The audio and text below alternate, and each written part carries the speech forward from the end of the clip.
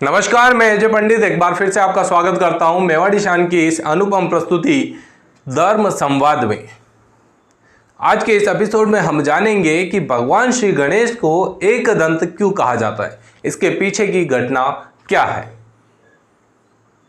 भगवान श्री गणेश को बुद्धि का अधिष्ठाता देव कहा जाता है। भगवान श्री गणेश को विघ्नहर्ता के रूप में हम जानते हैं। हमारे किसी भी शुभ अवसर पर कुछ भी शुभ मांगलिक कार्य को शुरू करने से पहले हम भगवान श्री गणेश का आह्वान करते हैं। आह्वान इसीलिए किया जाता है कि भगवान श्री गणेश हमारे इस कार्य को बिना किसी विघ्न के संपन्न कर दें। चाहे हमारे वैवाहिक कार्य हो या फिर हमारे किसी भी व्यवसायिक कार्य का हम यदि शुरुआत करते हैं तो पूजा सबसे पहले किसकी करते हैं? भगवान श्री गणेश की। तो भगवान श्री गणेश को एकदंत क्यों कहा जाता है, इसके ऊपर आज हम चर्चा करेंगे।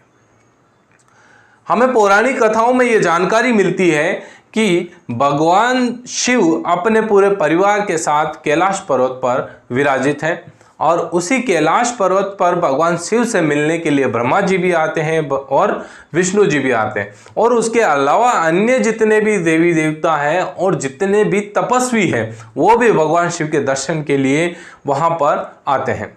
इसी क्रम में भगवान परशुराम, जिन्हें भगवान विष्णु का अवतार माना जाता है, वह भगवान शिव से दर्शन के लिए वहां पर कैलाश पर्वत पर पहुंचे थे।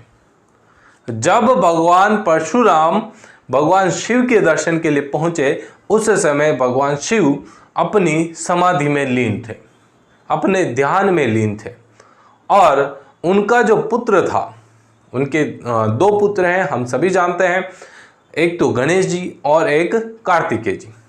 तो जो भगवान गणेश जी थे, वो गणेश जी उनकी समाधि अवस्था या जो समाधि में लीन बैठे थे, ध्यान में लीन बैठे थे, भगवान शिव उनका ध्यान भंग नहीं करना चाहते थे, जिसके चलते भगवान गणेश जी ने परशुराम जी को कुछ समय वहां पर जो है रुकने को कहा, और इसी बात से भगवान परशुराम क्रोधित हो गए। हम सभी जानते हैं कि भगवान परशुराम को बहुत ही ज्यादा क्रोध आता था, और भगवान परशुराम ने इस पृथ्वी पर से 21 बार क्षत्रियों का विनाश किया था। तो अपने क्रोधवश भगवान परशुराम ने अपना जो अस्त्र था, परशु जो अस्त्र था, वो गणेश जी के ऊपर चलाया। अब ध्यान रखना कि जो परशु अस्त्र था वो भगवान परशुराम को भगवान शिव के द्वारा ही दिया गया था।